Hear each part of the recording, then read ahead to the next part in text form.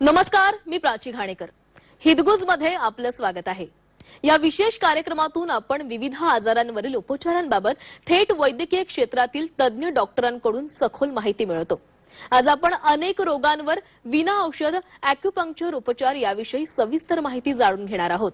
आणि यासाठी आपल्यासोबत आज आहेत पेन फिजिशियन आणि सिनियर ॲक्युपंक्चरिस्ट डॉक्टर सचिन पुरुषोत्तम लोहिया. नमस्कार सर, स्वागत आहे तुमचं जी जॉब्स मध्ये. नमस्कार. आता मी सुरुवातीलाच डॉक्टरांची ओळख करून देते. डॉक्टर 25 वर्षांपासून ॲक्युपंक्चरमध्ये कार्यरत आहेत. ते बीजिंग डिस्ट्रिक्ट कॉलेज आणि व्हिएतनाम येथील WHOचे ॲल्युमनी होते. इंडियन अकॅडमी ऑफ ॲक्युपंक्चर सायन्सचे ते सचिवही राहिलेले आहेत. त्यांनी कोलकातामधून फेलोशिप इन पेन मॅनेजमेंट संपादित केली आहे. हाँगकाँग ॲक्युपंक्चर सोसायटी आणि वर्ल्ड असोसिएशन ऑफ चायनीज मेडिसिनचे ते सदस्य आहेत. स्लीप डिस्क आणि ऑटोइम्युन डिसऑर्डरवर रिसर्च पेपरसाठी उत्कृष्ट सादरीकरणाकरता त्यांना गोल्ड ऑक्स पुरस्काराने सन्मानित करण्यात आले. ॲक्युपंक्चरसाठी प्रसिद्ध असलेल्या 3 पुस्तकांसाठी त्यांनी लेखनही केलेलं आहे. घरच्या घरी ॲक्युप्रेशर आणि ॲक्युपंक्चरमधील मॉडेल प्रश्नसंच भाग 1 आणि 2 ही त्यांची पुस्तकं आहेत. ते मुंबई, इंदोर, छत्रपती संभाजीनगर आणि दिल्ली इथं कार्यरत आहेत. स्लीप डिस्कचे रुग्ण अर्थात जे बेडरेस्टवर आहेत, ज्या रुग्णांमध्ये 5 मिनिटही उभं राहता न येणं, चालायला न जमणं, हातापायाला मुंग्या येणं, पाय जड होणं, बधीर होणं, पाठदुखी, मानदुखी, चक्कर येणं, पायऱ्या चढ उतार करता न येणं अशा लक्षणांचा अंतर्भाव असतो. तसंच गुडघेदुखी, फ्रोझन शोल्डर, लकवा, मायग्रेन, न्यूरोपॅथी अशा निरनिराळ्या आजारांवर मुळापासून उपचार करण्यासाठी ॲक्युपंक्चर या शास्त्राचा उपयोग करून डॉक्टर सचिन लोहिया यांनी लाखो रुग्णांवर उपचार केलेले आहेत. तसंच अनेक रुग्णांचे ऑपरेशन्स यशस्वीपणे त्यांनी टाळलेले देखील आहेत. आणि याच डॉक्टरांसोबत आज आपण संवाद साधणार आहोत. सर, पुन्हा एकदा तुमचं स्वागत आहे. सुरुवातीलाच माझा सरांना प्रश्न असणार आहे, सर, सध्या अनेक उपचार पद्धती आहे, मात्र ही उपचार पद्धती वेगळी कशी काय? सध्या आपण पाहतोय की औषध उपचार पद्धती आहे ती फार प्रगत असे, पण आता वरच्यावर औषध नको असा म्हणणारा एक मोठा पेशंटचा वर्ग पुढे येत आहे. ओव्हर द काउंटर ड्रग्स आपण पाहतो. ॲलर्जीचे औषध आहेत, ऍसिडिटीचे आहेत, डोकेदुखी होतं, अंग दुखतं, रुग्ण डायरेक्ट केमिस्टकडे जातो, औषध घेतो, डॉक्टरांकडे जातो आता, पण जास्त ओव्हर द काउंटर होतं. आणि ह्या औषधं सतत घेतल्याने त्याचे साईड इफेक्ट्स होतात.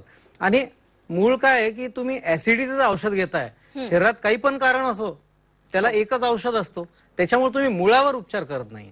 तर ॲक्युपंक्चरने जसं डोकेदुखी आहे त्याचं कारण काय आहे, आतमधून शारीरिक आहे का ते काही न शोधता डायरेक्ट पेन किलर, पण ते पेन किलरचं किडनी, लिव्हर ह्याच्यावर ऍडव्हर्स इफेक्ट होतो. जे ऍसिडिटीचे औषध आहे त्याचा हार्टवर साईड इफेक्ट होतो. तसा मी स्वतः ॲलोपॅथिक डॉक्टर आहे, तर मी प्रेक्षकांना हे सांगेल की तात्पुरतं ज्या वेळेला तुम्हाला इमर्जन्सी असतं, तो माझा पण शास्त्र ॲलोपॅथी तो सर्वोत्कृष्ट आहे, परंतु सतत त्रास होत असेल तर त्याची शहानिशा करणं आवश्यक आहे. तात्पुरते असे औषधं घेऊन वरच्यावर आजार तुमचा वाढतोय, तुम्ही दाबताय. आग लागली आणि तुम्ही डोळे मिटले म्हणजे आग विझणार नाहीये, ते तुम्हाला त्याला दुरुस्त करावं लागेल, नाहीतर तुमचा आजार अल्सर पर्यंत गेला पोटाच्या, नंतर गुडघेदुखी, आतमधली गादी खूपच झिजून गेली आणि तुम्ही औषधच खातायत, अजून रिप्लेसमेंट कडे जाणार. तर वेळीच तुम्ही ॲक्युपंक्चर या उपचाराकडे आलात. ह्याच्यात वेगळेपण आहे की ह्याच्यामध्ये औषधच नाहीये, त्याच्यामुळे त्याचे साईड इफेक्ट नाही. रुग्णाचा आजार आम्ही मुळापासून जाणून घेतो, रुग्णाची नाडी परीक्षा करतो, रुग्णाचा आजार. आता मी स्वतः ॲलोपॅथिक डॉक्टर आहे आणि ॲक्युपंक्चरिस्ट आहे. माझ्या रुग्णांना फायदा आहे की मी ॲलोपॅथी प्रमाणे डायग्नोसिस व्यवस्थित करू शकतो आणि त्याप्रमाणे ॲक्युपंक्चर ह्याला कसं लागू पडेल. ह्याला जसं गुडघेदुखी आहे, कमी साधारण 35-40 वयाच्या लेडीज येतात, तर त्याच्यामध्ये हॉर्मोनल इम्बॅलन्समुळे ते सुरू होतं, तर त्याच्यात माझा उपचार वेगळा आहे. वयस्क लोकांसाठी उपचार वेगळा आहे. मार लागल्याने गुडघा दुखतो त्याचा उपचार वेगळा आहे. तर मी रुग्णाची नाडी पाहतो, रुग्णांच्या विचारपूस करतो आणि त्याप्रमाणे त्याला उपचार देतो. तसंच ॲलर्जीचं आहे त्याप्रमाणे त्याला उपचार देतो. असा ॲक्युपंक्चर मध्ये औषध नाहीये, तर अशा एकदम फाईन निडल्स आहेत. ही निडल आपल्याला मी हे सांगतो की तो आपल्याला ही निडल हे पहा, हे ह्याच्यामध्ये दिसणार पण नाही, एवढी बारीक आहे, सूक्ष्म एकदम. तर ही जी निडल आहे ही अतिशय सूक्ष्म आहे. दुसरी गोष्ट, अशा पॅकेट्स मध्ये येते, स्टरलाइज्ड असते, प्रत्येक वेळेला आमच्या क्लिनिक्समध्ये तरी आम्ही प्रत्येक वेळेला नवीन सुया लावतो. इव्हन कोविड नंतर शीटही वेगळे देतो आम्ही. अतिशय सेफ असं करून ठेवलेलं आहे. आणि ह्या बारीकशा सुया या शरीरावरती असे अनेक बिंदू आहेत. तर हे मेरिडियन्स आहेत. ह्याच्यामध्ये हे जे मेरिडियन्स आहेत हे आतमध्ये अवयवांशी निगडीत असतात. कोणी पोटाशी आहे, कोणी लिव्हरशी आहे, कोणी किडनीशी आहे, कोणी मेंदूशी आहे. तर ह्याला उपचार करण्यासाठी शरीरावरती काही बिंदू आहेत. तर त्याच्यावरती अशा तारेसारख्या बारीक सुया लावतो आपण. तर या सुया एवढ्या बारीक आहेत की लहान मूल सुद्धा व्यवस्थित लावून घेतो. घाबरण्याचं कारण नाही. शेवटी जे घाबरतात त्यांना आम्ही लेझरनी वगैरे पण ट्रीटमेंट देतो, म्हणजे सुया लावायची गरज नाही. तर अॅक्युपंक्चर असं फार वेगळं शास्त्र आहे. त्याचप्रमाणे ह्याच्यामध्ये आपण पाहतो ही एकच तपासणी जी आम्ही करतो ह्याला म्हणतात अॅक्युग्राफ. ह्याच्यामध्ये पूर्ण हे जे चॅनल्स आहेत heart, lung, liver, kidney, pericardium ह्याच्यामध्ये किती किती एनर्जी आहे आणि आतमध्ये शरीरामध्ये पंचतत्वांमध्ये काय बिघाड घडलाय ह्याच्यावर आपण उपचार करतो. मग ते गुडघेदुखी असो का लेडीजच्या समस्या आहेत किंवा मुलांमध्ये मंदवाड असो, प्रत्येक ह्याच्यामध्ये आम्ही शोधून काढतो की ह्याच्यात काय मूळ आहे. त्या मुळावर उपचार केल्यानेच ते बरा होऊ शकतो. ते 100% बरा होईल असं आम्ही सांगत नाही, पण 50%, 70%, 80% माझ्याकडे येणारे रुग्ण 100 पैकी मी 90% असं म्हणू शकतो की एक 10 दिवसामध्ये त्यांना एक चांगला परिणाम यायला सुरुवात होते. म्हणजे त्यांचा उत्साह वाढतो त्याच्याने. नक्कीच जसा आजार असेल तसे त्या प्रकारे उपचार केले जातात. माझा पुढचा त्यालाच जोडून असा प्रश्न आहे की कोणत्या रुग्णांनी हे उपचार घ्यावेत किंवा असे कोणते आजार आहेत या उपचारांमुळे बरे होतात? आता तुम्हाला डॉक्टरनी सांगितलंच आहे एखाद्याने की औषधीच्या डॉक्टरने की हा आजार बरा होऊ नाही शकत, तर मग तुम्हाला काहीतरी वेगळा पर्याय शोधला पाहिजे. तर अॅक्युपंक्चर हे विना औषध पर्याय सगळ्यात चांगलं आहे, श्रेष्ठ आहे. काही रुग्ण म्हणतात औषध मला जमतच नाही, मला ह्याची ऍलर्जी होते. तुम्ही अॅक्युपंक्चर उपचार घ्या.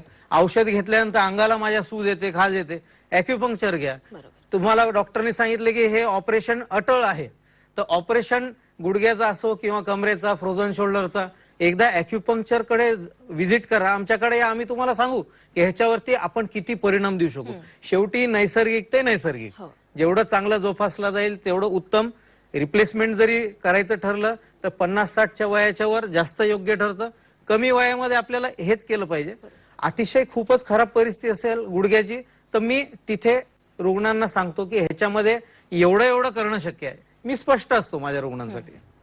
नाही खरंच आहे. आणि डॉक्टर यालाच आणखी एक प्रश्न असा जोडून की जेव्हा आपण औषधं घेतो तेव्हा आपल्याला डॉक्टर सांगतात की आज 3 दिवसांच्या गोळ्या घ्या, 4 दिवसांच्या गोळ्या घ्या, पण अॅक्युप्रेशर मध्ये किती दिवस ही उपचार पद्धती चालते आणि कशा प्रकारे ही तपासणी केली जाते? अतिशय खूप जास्त गंभीर दुखणं असलं तर आम्हाला एक 5 ते 10 दिवस सतत उपचार द्यावं लागतं. त्याला एकदा थोडं व्यवस्थित, आणि हे सगळं करण्यासाठी म्हणजे रुग्णांना आणि ऐकणाऱ्यांना आश्चर्य वाटेल की मी स्वतः पाहिलंय की औषध देत नाहीये, मी पेनकिलर देत नाहीये, तरी रिझल्ट फटफट येत आहेत. एके दिवशी कंबर दुखीमुळे पूर्ण पाय दुखतोय रुग्णाचा आणि त्याला खूप जास्त त्रास आहे, 2-3 दिवसामध्ये पुष्कळसा कमी होतो. तर आम्ही एकदा त्याला व्यवस्थित, त्याला 50% प्रमाणे थोडं व्यवस्थित केलं, त्याच्यानंतर मग आम्ही रुग्णाला उपचार आठवड्यातनं 2 दिवस 3 दिवस असं करतो. बाहेरगावची बरेच कोकणातले तर खूप येतात माझ्याकडे, मुंबईतले पेशंट मुंबईला, तर त्यांना आम्ही 7 दिवसात 15 दिवसात एकदा असा उपचार करतो. मी स्वतः ॲलोपॅथिक डॉक्टर आहे, तर ह्याच्यामध्ये निडल्सच्या ऐवजी एक कॅटगट म्हणून असतं सुचर मटेरियल. तर आम्ही असं पाहिलं की इन्स्टेड ऑफ निडल हे आम्ही सुचर मटेरियल तिथं टाकूया, तर त्या अॅक्युपंक्चर बिंदूंना ते सुचर मटेरियल 24 तास उत्तेजित करतं. तो रत्नागिरीतला असो, चिपळूणचा असो, महाडचा असो, तर ते जातात आणि पुन्हा येतात, कारण की त्याचा इफेक्ट चालू राहतो आणि मग नंतर ते येतात. आणि अॅक्युपंक्चर नेहमीसाठी काही घ्यायचं नाहीये. एकदा आपल्याला बरं वाटलं, विषय संपला. नंतर तुम्ही योगा, प्राणायाम, काहीतरी चालणं फिरणं, मी सांगत असतो हे व्यायाम करा, तर ते व्यवस्थित केलं तर ठीक आहे, नाही तर आमची तुमची भेट अटळ आहे. म्हणजे उपचारांसोबत अनेक सल्ले देखील तुम्ही रुग्णांना देत असता. डॉक्टर, खरं तर आता सध्या ना अनेक आजार होत असतात, म्हणजे केवळ एक आजार नाही तर अनेक दुखणी असतात. मग या सगळ्या दुखण्यांवर तुम्ही एकत्र उपचार करता का? हे आजकाल आपण डीमार्ट सारखं म्हणतो ना, म्हणजे सगळ्याच वस्तू भेटतात, तसे एका रुग्णामध्ये बरेचसे आजार पण भेटत आहेत. आणि महत्वाचं म्हणजे काय, औषधीकडे गेलं तर हा स्पेशालिस्ट, तो स्पेशालिस्ट, तो स्पेशालिस्ट. पूर्वी माझ्या वडिलांच्या काळात MBBS डॉक्टरकडे सगळ्या तक्रारी लोक मांडायचे, आता त्याच्या स्पेशालिस्ट खूप झालेत. आणि किती फिरणार रुग्ण, या स्पेशालिस्टचे औषधं घेतले, त्याचा साईड इफेक्ट झाला, मग त्याच्याकडे गेला, मग त्याच्याकडून त्याच्याकडे गेला. आणि शिवाय एकाला डोळ्याचा त्रास आहे, कानाचं पण आहे, ऍसिडिटी पण आहे, दम पण लागतोय, तर अॅक्युपंक्चर मध्ये आम्ही हे सगळं सोबतच हँडल करतोय. तर आणि महत्वाचं म्हणजे एकाच सिटिंग मध्ये मी बरेचसे रोग सोबत हँडल करू शकतो, तर रुग्णांचा वेळ आणि पैसा देखील वाचतो ना, आणि ठिकठिकाणी जायची गरज नाही. परत मुळापासून आम्ही जेवढं दुरुस्त करू शकतो, तुम्ही जेवढं लवकर याल ना, मी मॅक्झिमम तुम्हाला दुरुस्त करू शकतो. जेवढं उशीर कराल, काही ना काही लिमिटेशन आहे, पण मी शेअर करेल तुमच्याशी लिमिटेशन काय आहेत. आता डॉक्टर, आपण थेट काही आजार आणि त्याचे उपचार आहेत त्याच्यावर थेट बोलूयात. सुरुवातीलाच प्रश्न आहे की अनेकांना चक्कर येत असते. आता या चक्कर येण्यावर तुम्ही कशा प्रकारे उपचार करता अॅक्युपंक्चर? आता रुग्ण केमिस्टकडे जातो, चक्कर येते, त्याला एकच टॅबलेट मिळते, परंतु ती टॅबलेट घेतली तात्पुरतं बरं वाटतं, काहींना त्या टॅबलेटनी गरगरतं पण, आणि मग त्यांना कामावर जाता येत नाही.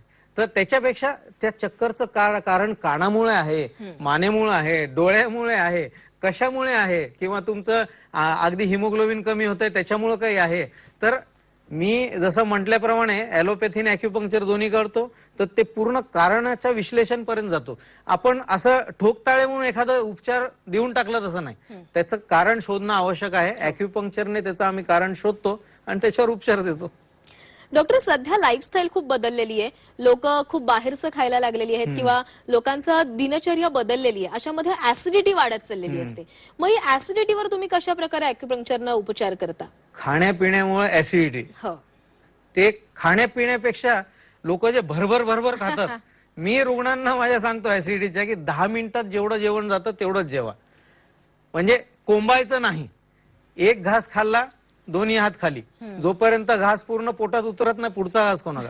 तुमच्याकडे वेळ नाही तर जेवढा वेळ तेवढंच खाणं. आता 35-40 नंतर नवीन काय होणार नाही, शरीरामध्ये नवीन काय घडणार नाही, तर या पद्धतीने केलं तर अनेक लोकांचे ऐकणाऱ्यांनाही सोपं वाटलं असेल, परंतु हेच सत्य आहे. असं केलं तर तुमचं डायजेशन सुधारतं. पण अॅक्युपंक्चर प्रमाणे ते लिव्हरची हीट आहे का, आतड्यांची हीट आहे का, प्लीहा कमजोर आहे, आतमध्ये काय दोष आहे, 70 ते 80 पॅटर्न्स आहेत असे, तर ते नाडीप्रमाणे आम्हाला शोधता येतात. मी दाखवलेलं ग्राफ होता अॅक्युग्राफ, त्याच्यामध्ये रक्तात उष्णता आहे का, लिव्हरमध्ये आहे का, पित्त प्रकृती आहे, पंचतत्वात काय बदल घडलाय, तर त्याप्रमाणे केलं तर उत्तम होतं. आणि माझ्याकडे अगदी आता आजच मी 10 वर्ष जुनी एक केस पाहून आलोय दादरला. 10 वर्षापासून ऍसिडिटी होती त्या लेडीला, आणि आपल्या ट्रीटमेंटनी ती पूर्णतः बंद झालेली ती ऍसिडिटी. आणि असे कमी वयाचे बरेच येतात, त्याच्यामध्ये तर फास्ट रिझल्ट येतात. त्या लेडीला तरी 4-5 महिने लागले, बाकीच्या रुग्णांना 5-10 दिवसातही चांगले रिझल्ट येतात. म्हणजे अनेक वर्षांपासूनचा आजार जरी असला तरी डॉक्टर असा सांगतायत की आपण तो लवकरात लवकर बरा करतो. डॉक्टर, पुढचा प्रश्न, डोकेदुखी आणि मायग्रेन्स देखील त्रास वाढत चाललेले आहेत, अनेकांना डोकेदुखी वाढत चालली आहे, याच्यावर अॅक्युपंक्चर ही पद्धती कशी उपयुक्त ठरतीये? डोकेदुखीचे पण, मायग्रेन हा वरचा प्रकार आहे. माझ्याकडे एक पेशंट होती, माझे सर आहेत एमडी फिजिशियन, त्यांचीच नात होती, ती 7 टॅबलेट सोबत खायची डोकेदुखीसाठी, आणि नंतर अवस्था अशी झाली की डोकं आपटायची भिंतीवरती. तर अशा परिस्थितीतनं मी, तिचं लग्न झालं नव्हतं त्यावेळेला, आणि सगळे काळजीत असणार ना की मुलगी आहे, पुढे कसं होईल. तर अशा या मुलीला मी ट्रीटमेंट दिली, ती बरी झाली. माझ्या सरांवर माझं फार चांगलं इम्प्रेशन झालं. अजून एक मायग्रेनचा होता पेशंट होता, तो म्हणला मायग्रेन आल्यानंतर माझं डोकं एवढं दुखतं आणि माझी चिडचिड एवढी प्रचंड होते की मी सामान जे मिळेल ते उचलून टाकतो, म्हणजे एवढी डोकेदुखी होते आणि लोकांची भांडतो. तो म्हणला मी लग्नच करणार नाही डॉक्टर, तुमच्याकडे जर आता हे शेवटी बरं नाही झालं. अनेक लोक शेवटचा प्रयत्न म्हणून येतात माझ्याकडे, आणि नंतर त्यांना वाटतं की मी एवढ्या लवकर बरं झालो. तोही बरा झाला, लग्न केलं, त्याच्या मुलीला घेऊन आला, म्हणजे या डॉक्टरमुळे मी लग्न केलं. परवाच युएसचे एक दाम्पत्य, त्यांची मुलगी ट्रीटमेंट आली, ती म्हणली डॉक्टर 7-8 वर्ष आधी मी तुमच्याकडे एक ट्रीटमेंट घेतलं अॅक्युपंक्चरचं, माझं तेव्हापासून 80% डोकेदुखी कमी आहे, 20% थोडी राहिली, आता ती 7-8 वर्षांत पण सहन करण्याजोग झाली ना. असा उत्तम रिझल्ट येतात. डॉक्टर, ऋतूनुसार खरं तर काहींना आजारपण येतात, म्हणजे हिवाळा आला तर आपण म्हणतो सर्दी आले, खोकला आलाय, पण असे अनेक जण आहेत ज्यांना वर्षाच्या 12 महिने सर्दी असते किंवा खोकला असतो, किंवा काहींना दम लागतो, काही एलर्जी असतात, याच्यावर तुम्ही कशा प्रकारे उपचार करता? एलर्जी बहुतांश रुग्णांना ह्याची डस्टची वगैरे असतेच, आणि लोक शोधतात की आम्ही ह्याची टेस्ट केली, त्याची टेस्ट केली. आता वातावरणात अर्बो पार्टिकल कशा कशाची टेस्ट करणार बरं, सगळ्यांची करता आली तर तुम्ही श्वास न घेता जगणार नाही. तर शरीराची प्रतिकार शक्ती अॅक्युपंक्चरने वाढवून आपल्याला ऍलर्जी थांबवता येते. दुसरी गोष्ट, काहींना आनुवंशिक प्रमाणे दमा असतो, तर तो दमा आपण लगेच नाही थांबवू शकत, त्याच्यामध्ये काही लिमिटेशन असतात. परंतु तरी रुग्णांचे पंप वगैरे वापरायचं, ते संख्या कमी करणं, किंवा काही मध्ये फ्रेश असतात तिथं बंद पण होतं, असे त्याच्यामध्ये चांगले रिझल्ट येतात. डॉक्टर, गेल्या काही दिवसांमध्ये आपण पाहू तर तरुणांमध्ये किंवा माझ्यासारख्या वयांच्या मुलांमध्ये कंबर दुखणं असेल किंवा हे वाढत चाललेलं आहे, किंवा बऱ्याच जण पायाला मुंग्या येतात. मग त्या मुंग्या आपण म्हणतो की अरे मुंग्या आल्यात आणि आपण त्या गोष्टींकडे दुर्लक्ष करतो, पण काही ना वारंवार येतात. मग त्यावर अॅक्युपंक्चर मधून पण उपचार होतात का? देवाने शरीराला चलित ठेवण्यासाठी बनवलेलं आहे आणि आपण त्याला अचलित केलेलं आहे. जागेवर बसून राहतो, कंटिन्युअस लॅपटॉप असं, मग त्याच्याने स्पायनल मसल वीक होतात, बॅकचे मसल वीक होतात, आणि जी गुडघे दुखी, कंबर दुखी, मान दुखी तुम्हाला वयाप्रमाणे व्हायला पाहिजे होती ती आधीच येते. तर त्याच्यासाठी आपण स्वतः कारणीभूत आहोत. पण तरीही अॅक्युपंक्चरने त्या मणक्यांच्या अवतीभोवती जिथं झीज झाली आहे ती लवकरात लवकर कमी होते. आणि आपण म्हणालात की माझ्या वयातले, आता तुमच्या वयातले जे रुग्ण आहेत त्यांना एक्सरे केला तर काही निघणारच नाही. बरोबर. म्हणून माझ्याकडे येणाऱ्या प्रत्येक रुग्णाला मी एक्सरे MRI काढायला लावत नाही, त्याला चेक करतो, माझ्या लक्षात आलं क्लिनिकली काय प्रॉब्लेम आहे, डायरेक्ट ट्रीटमेंट. त्या रुग्णांनी तपासणीवरती पैसे कशाला घालवायचे? एका MRIच्या खर्चात माझं 1 महिन्याचं ट्रीटमेंट होतं. तर ह्याच्यामध्ये पण मणक्यांमध्ये, मानेमध्ये जे स्पॉन्डिलोसिस आहे तो लवकरात लवकर बरा होतो. डॉक्टर, अनेकांचे ना हातपाय देखील थरथरतात. आपण पाहतो कंटिन्यू त्यांचे हातपाय थरथरत असतात. आपण त्यांना विचारलं काय होतं तर त्यांना काही माहितीच नसतं की आपल्याला नेमकं होतंय काय. मग हे तुम्ही कसं शोधता आणि त्याच्यावर कशा पद्धतीने उपचार करता? थरथरण्याचं कॉमन जे आहे ते पार्किन्सन मध्ये थरथरणं होत असतं, आणि त्याच्यामध्ये मेंदूमध्ये डोपामिन कमी तयार होतं. रुग्ण डोपामिन, सिंडोपा नावाच्या गोळ्या घेत राहतात, परंतु त्याला एक मर्यादा असते. माझ्याकडे एक इथले डॉक्टर आहेत, त्यांना 7 सिंडोपा टॅबलेट चालू होत्या. तर त्यांना मी ट्रीटमेंट देऊन एवढं तर व्यवस्थित केलं की ते 3 वर आले आणि पुन्हा त्यांचे ऑपरेशन्स वगैरे ते व्यवस्थित करायला लागले. तसंच माझ्याकडे एक पेशंट आता ठाण्याला आहे, तर त्या लेडीला 1.5 ते 2 तासाला 1 गोळी लागायची, त्याच्याशिवाय तिचं थरथरणं, चालणं फिरणं शक्यच नव्हतं. आणि ह्याच्यामध्ये हल्ली ॲलोपॅथीमध्ये DBS म्हणजे डीप ब्रेन स्टिम्युलेशन, आतमध्ये इलेक्ट्रोड टाकतात ऑपरेशननी, आणि त्याला रुग्णांच्या हातामध्ये त्याचा रिमोट असतो, त्याप्रमाणे त्याला ते कंट्रोल करू शकतात. परंतु हे सगळ्यांच्या खिशामध्ये बसण्यासारखं ट्रीटमेंट नाही. अॅक्युपंक्चर मध्ये तेच आपण डीप ब्रेन स्टिम्युलेशन, बारीक तारेसारख्या सुया, हा इथला एक एरिया असतो, त्याला आम्ही कोरिओट्रेमर एरिया म्हणतो, तिथे फाईन निडल्स लावून त्याला स्टिम्युलेशन देतो, म्हणजे जेणेकरून तो भाग उत्तेजित करून आपण त्याचा बॅलन्स किंवा थरथरणं कमी करू. पार्किन्सन पेक्षा दुसरा एक असतो इसेन्शियल ट्रेमर. इसेन्शियल कोणासाठी कळत नाही, कारण की त्याचं कारणच सापडत नाहीये, म्हणून त्याला शास्त्रांनी इसेन्शियल ट्रेमर नाव दिलं. काही लोकांना अनुवंशिक असतं, पण अशा रुग्णांचा आजार वरच्यावर वाढतो, नंतर त्यांना जेवता पण येत नाही हाताने. तर अशा रुग्णांना कुठे ना कुठे त्याचा आजार हॉल्ट करायचा किंवा स्लो डाऊन करणं हे पण इम्पॉर्टंट आहे. कंप्लीट बरं होईल असं सांगत नाही मी, पण त्याचं बरीचशी दिलासा देणं आवश्यक आहे. सगळेच आजार मुळापासून जाणं शक्य नसतं, पण बरेचसे करू शकतो. डॉक्टर, तुम्ही बोलताना आता मणक्यातल्या गॅप बद्दल बोलला होतात, मला तेच विचारायचे, मणक्यातली गॅप म्हणजे नेमकी काय, आणि सर्जरी किंवा औषधांव्यतिरिक्त तुम्ही अॅक्युपंक्चरनं ते कसं काय बरं करता? मणक्यात गॅप म्हणजे 2 मणक्यांच्या मध्ये एक खुर्ची असते, त्याला म्हणतात डिस्क. स्लिप डिस्क हा ऍक्च्युअल चुकीचा सब्जेक्ट. रुग्ण माझ्याकडे येतात, डॉक्टर आम्हाला ऑपरेशन सांगितलंय, गादी स्लिप झाली, आता ती जागेवर कशी येणार? Slip disc, English is a funny language, Bachchan साहेबांनी सांगितलंय. तर स्लिप डिस्क हा मिसनोमर आहे. ती गादी जागेवरच असते, जसं आपलं बोट सुजलं तर बोटाचा हाड जागेवरच आहे.